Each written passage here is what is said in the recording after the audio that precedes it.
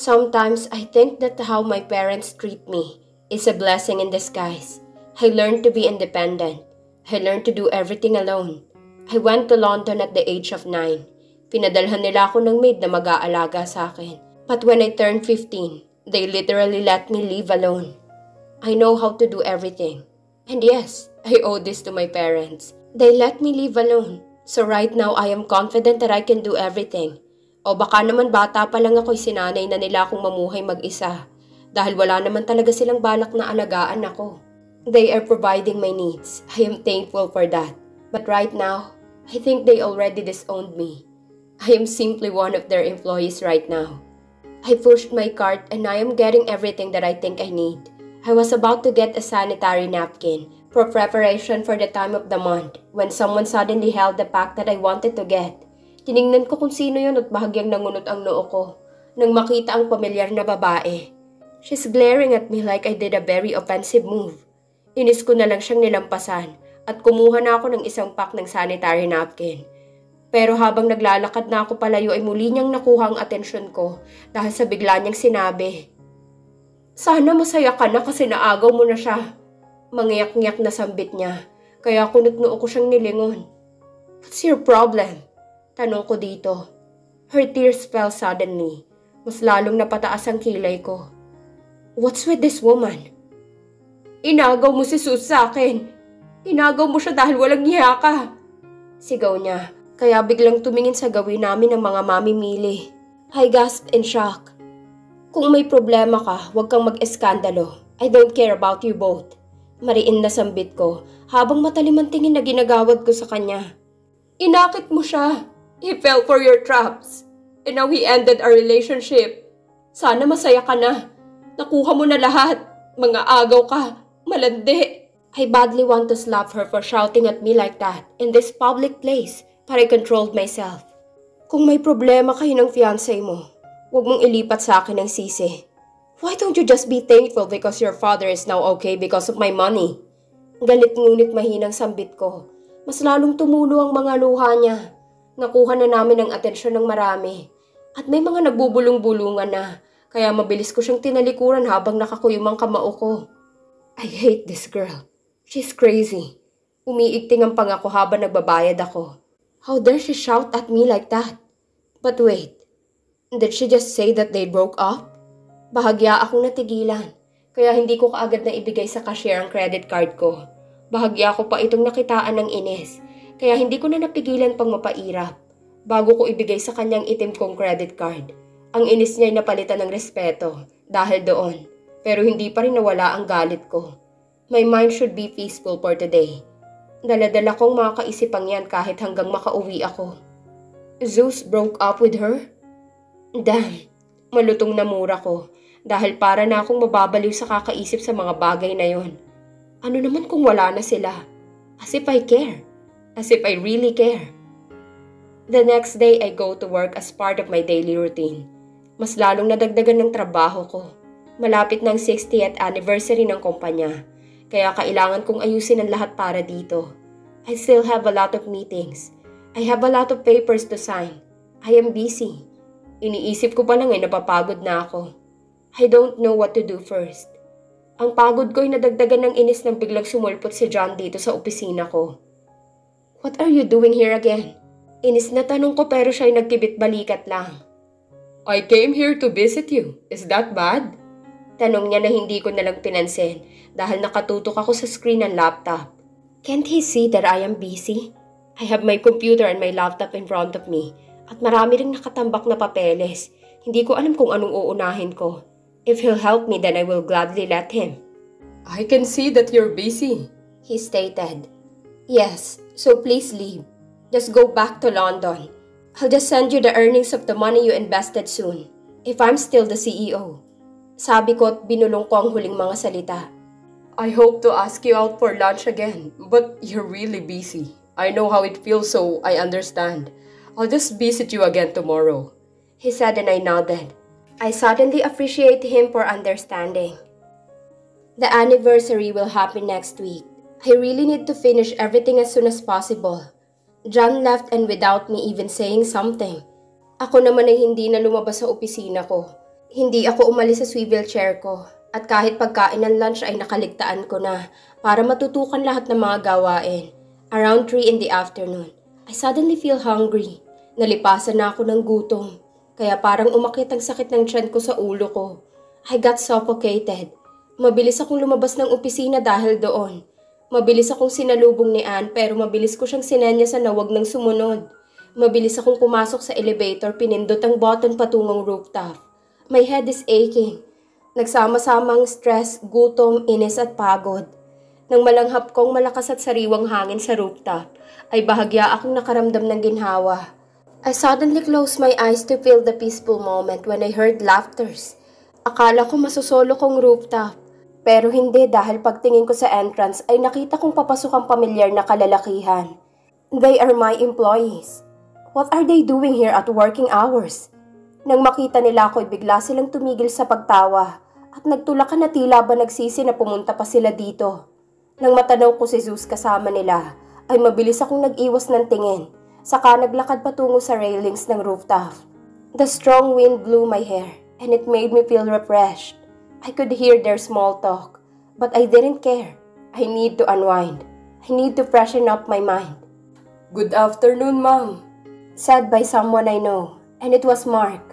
Hindi ko sila binalingan. Nanatili lang akong nakapikit habang pinapakiramdaman ng hangin na umiihip sa buhok ko. Ngayon ko lang naisip na ang sarap sigurong maging ibon. They can fly all day. They are free. Gusto kong sumigaw para kahit paano ay gumaan ang pakiramdam ko. Pero hindi ko solo ang rooftop sa mga oras na ito, kaya pinigilan ko.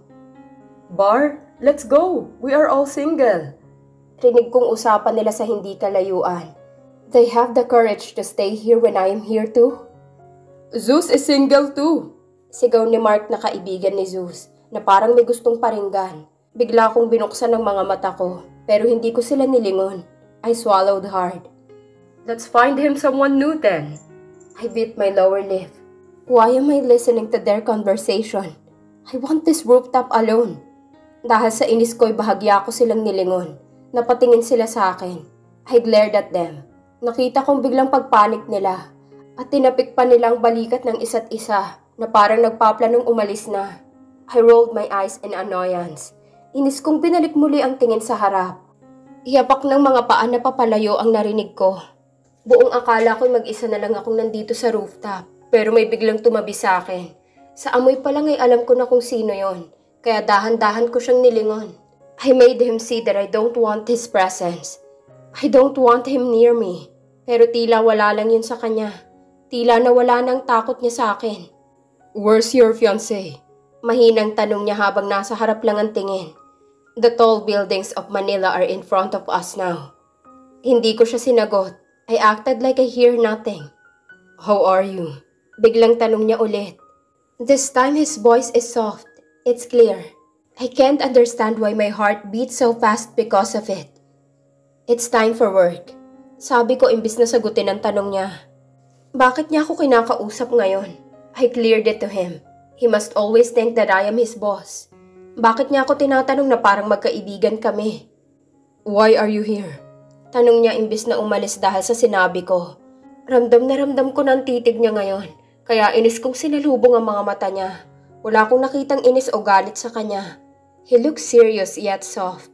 Parang nakikiusap ang mga mata niya. My lips parted because I did not expect to see this from him. "Why are you talking to me?" Malamig na tanong ko nang makabawi. "Kailan ba kita pwedeng makausap?" He asked. Pairap akong nag-iwas ng tingin. That will never happen. Sabi ko saka umalis para iwan siya, pero hinawakan niya ang kamay ko at kinulong ako sa pagitan ng mga braso niya. Sinandal niya ako sa railings ng rooftop at hindi hinayaang makatakas. Nagulat ako kaya hindi agad ako nakagalaw, pero nang makabawi ay inis kong tinulak ang dibdib niya. "How dare you do this? Let me go!" Galit na sigaw ko, pero hindi siya natinag. Hindi na siya nadadala sa banta ko. "I'll fire you!" Muli kong sigaw pero hindi siya gumalaw. I pushed his chest once again, but he didn't even move a bit. "Fire me!" Balik na banta niya, kaya mas lalo ko siyang tinulak. Her faces were inches apart. Hindi ako makahinga ng maayos. Nahihirapan ako. "Pakawalan mo ako!" Inis na sigaw ko pero wala yung epekto sa kanya. Seryoso lang niya akong tiningnan na parang pinapakiramdaman niya ako. I glared at him, but it still didn't make him scared. Sino ka sa akala mo? Malamig na sabi ko kalaunan. Dahil kahit anong gawin ko ay parang hindi niya ako pakakawalan. But I think he'll let me go if I cry. But I won't do that. I will never cry in front of him again. I need to get out of here. You are too proud and independent. I'm afraid. I scoffed that he did not finish his words. Yes, you must be afraid. So now let me go. Utos ko pero hindi siya gumalaw. His eyes fell on my lips. Nanuyo ang lalamunan ko sa bigla niyang ginawa. At nagwala ang puso ko dahil bigla siyang yumuko para mas madikit ang mukha niya sa akin. Natigil ako sa pagtulak sa dibdib niya. I gripped his stock's heart. What are you doing? Don't you dare! Nanginginig na banta ko. I could already feel his hot breath on my lips. It's not a sin to show your true feelings, he murmured before putting a smack on my lips. Napatiimbagang ako sa halik na yon, na isang segundo lang ang itinagal. It made me feel frustrated and angry that I punched his chest. Damn you! Let me go! Sigaw ko. Muli niya akong ginawaran ng halik. At sa pagkakataong ito, ay hindi na yun bastang dikit lang. It's a true kiss. A passionate one that made me weak. Napadiin ang pagkakahawa ko sa dibdib niya. And when he bit my lower lip, I slight opened my lips, causing him to kiss me even more. I told you, I miss you, he said in between his kisses. Ang kaninang mga braso niya na nagkukulong sa akin ay lumipat sa bewang ko. His kisses are melting me. Stop! I half-heartedly said but he did not stop. Mas lalo lang niyang nilaliman ang paghalik sa akin. Dahilan para madala ko. Hindi ko na malaya na hinahalikan ko na siya pabalik. His hands on my waist started to draw some shapes. At ilang sandali pa'y umakyat ito ng umakyat. Suddenly I feel the familiar heat. I gasped so hard. Mas lalong nadaragdagan ang init ng katawan ko dahil sa ginawa niya. And after a while his hand inserted inside my deep V-neck. Zeus! Sigaw ko para pigilan siya. Kaya mabilis niyang nilabas ang kamay niya doon. Mabilis kong pinalibot ang mga braso ko sa batok niya para kumuha ng lakas. Dude, we need you. Oh, I'm sorry. I didn't see anything. Bigla akong natauhan at mabilis kong naitulak si Zeus na mabilis namang lumayo sa akin na parang nanghihina. Tumakbo ako paalis ng rooftop. Nagulong-gulong utak at hinang-hina ang katawan. Did we just make out? Kainis. I cursed really hard before gripping my own hair. Dahil sa nangyari ay agaran akong umuwi. Hindi ko inintindi mga kailangan kong tapusin. Ang tanging inisip ko lang ay ang dibdib ko na tila sasabog na sa sobrang bilis ng tibok ng puso. Nang makauwi ako sa apartment ko, ay hindi ko maiwasang mapahawak sa mga labi ko. My full red lipstick was all gone because of that hungry and passionate kiss I shared with Zeus. Napatingin ako sa reflection ko sa salamin. Everybody say that I'm more than beautiful. My lips are naturally thick. My eyes were almond-shaped. My nose in-pointed. And I have natural curl hair, which looks very healthy and shiny. Pero ang klaro sa mukha ko ngayon ay ang namumula kong pisngi. It's not because of blush on. What is this feeling? Dahan-dahan kong pinatong ang palad ko sa dibdib kung saan nang nagwawala kong puso. This is crazy. Bakit nagwawala ang puso ko? This isn't the first time. Pero hindi ko pa rin maintindihan. Is this a simple attraction? I sighed. Mabilis akong lumabas ng banyo. Saka pabato akong humiga sa malambot kong kama. I don't know. Hindi ko alam ang mga nangyayari. I want to make my parents proud. Yun ang unang lista sa isip ko. Noon. But right now, I wanted to feel the freedom. Gusto kong maranasan na parang hindi isang tauhan na utos-utusan. I want to be genuinely happy. But how? My eyes were fixed on the screen of my computer. Mula kagabi hindi ko nilubayan ang mga kaisipang bumabagabag sa isipan ko. I was never been this. Ang importante sa akin noon ay negosyo at ang opinyon ng mga magulang ko sa mga ginagawa ko. All I think about back then was on how to be the best. But right now, I changed. Maybe because I kind of felt that I am free. Kahit sandali lang, I learned to smile. Parang sandali kasi akong nakawala sa selda ko. Kaya ngayon na binabalik ko pa lang ang kulungan ko ay nahihirapan ako. It's hard to act like I am contented in this kind of puppet. It's hard to be a puppet. Ang hirap maging sunod-sunuran. Ang hirap ng ganito. Muli akong napapikit ng mariin nang maramdaman ng pagsakit ng ulo ko. Ito na yata ang sintomas ng pagtaas ng grado ng mga mata ko. Imposible man pero nagawa kong tapusin ang mga tambak na gawain ko ng isang upuan lang. Hindi ko alam kung paano ko nagawa yon. Masyado akong nawala sa sarili ko. At nang matauhan ay tapos na lahat ng mga dokumento na kailangan kong pirmahan at tapusin. I am all alone while facing my empty table. Nakabukas ang parehong laptop at computer ko. Ngunit wala na naman akong gagawin. I am done. Ang tanging kailangan ko na lang pagtuunan ng pansin ngayon ay ang nalalapit na anniversary ng kumpanya. Buong akala ko'y hindi ako paaalalahanin ni Daddy tungkol doon. Pero mabilis akong napakurap nang bigla ang mag-ring ang cellphone ko para sa isang tawag. Kaagad akong tumikhim nang makita na tumatawag si Daddy at mabilis ko yung sinagot. Dad, I coldly greeted.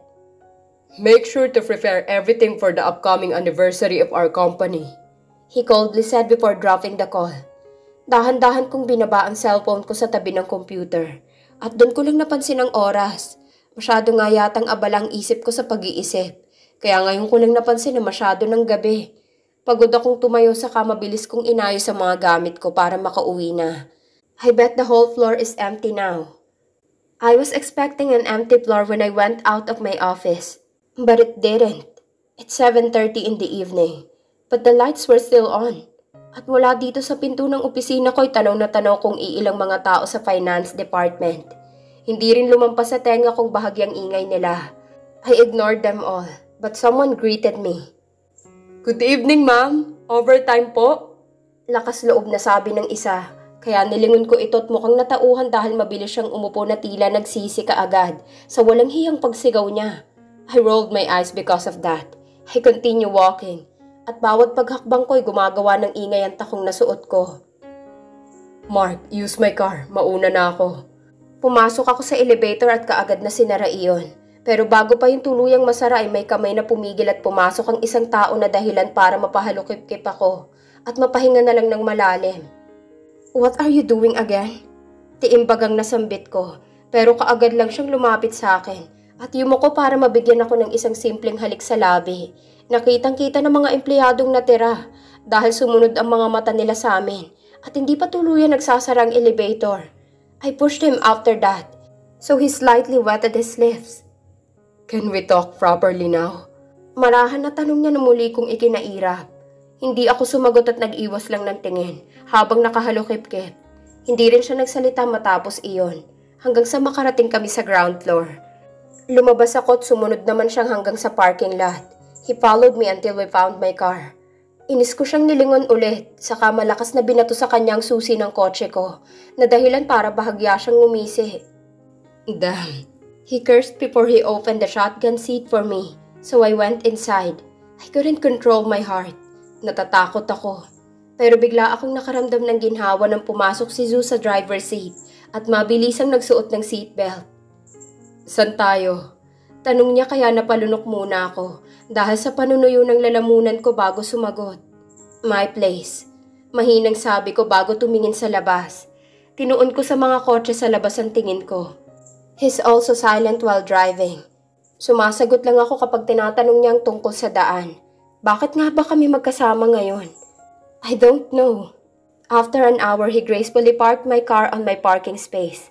Lumabas ako nang walang kahit anong sinasabi. Lumabas rin siya at tahimik lang na sumunod sa akin.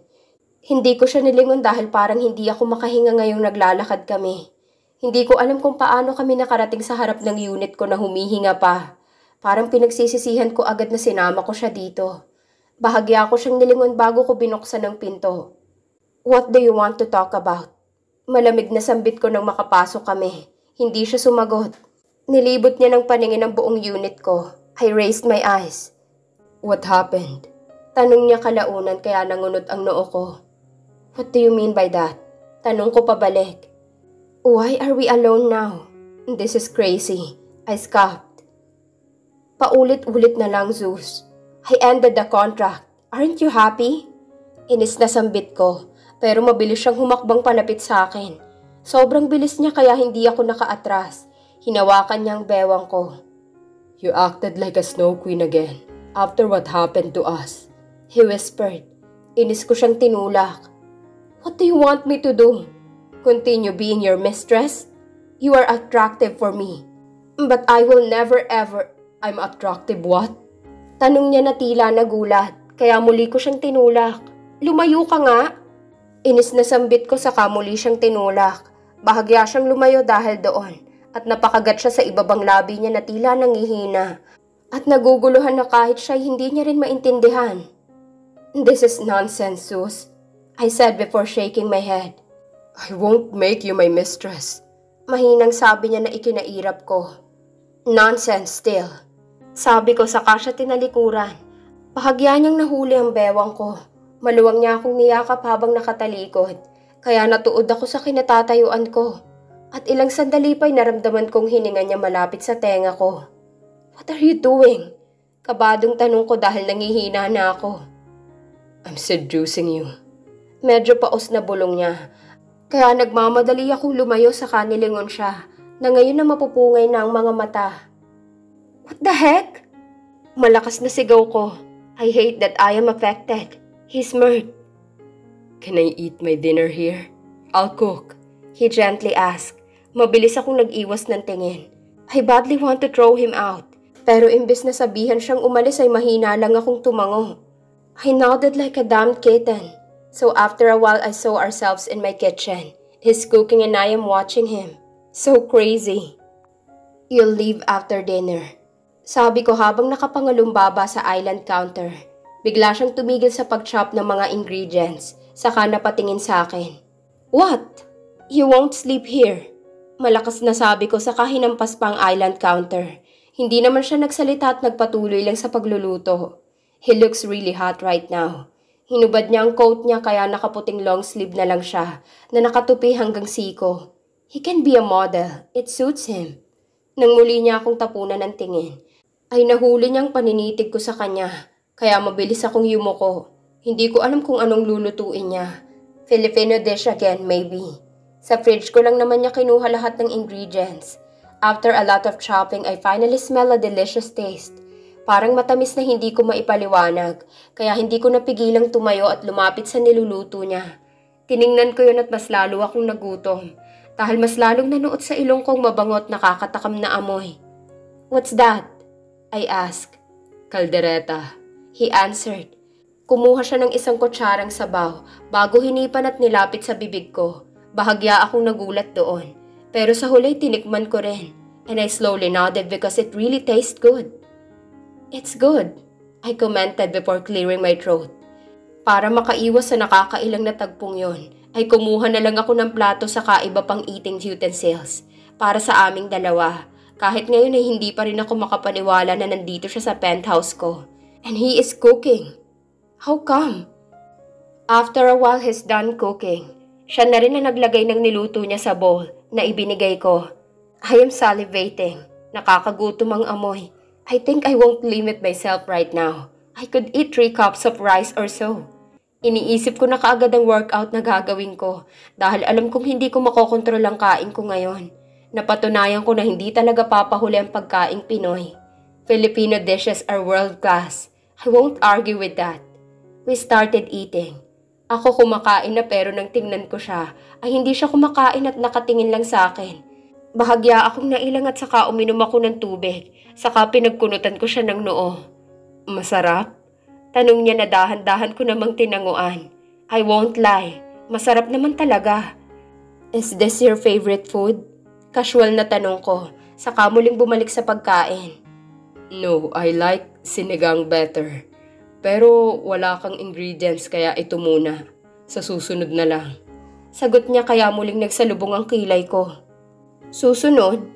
Taas kilay na tanong ko. Kaya bahagya siyang napangusot umiling na lang. Wala. Sabi niya saka kumain. Kaya umiling na lang ako at nagpatuloy sa pagkain. And I literally ate 4 scoops of rice. Pagkatapos kumain ay pumasok ka agad sa isipan kong mga problema. I ate so much. Damn, I ate so much. I said before standing. I think I need to work out before sleeping tonight. Ako nang maghuhugas ng pinagkainan natin. Sabi niya na mabilis kong inilingan. Don't bother, I have dishwasher. Sabi ko saka dinala na lahat ng mga plato sa sink at isa-isang nilagay sa dishwasher. After that, I turned to Zeus. Nakatayo siya malapit sa fridge ko habang nakatingin sa akin. He can leave now. Paano ka uuwi? You'll contact your friend? Taxi? Tanong ko na ipinagkibit niya ng balikat. Umiling na lang ako saka bumalik sa living room at sumunod naman siya.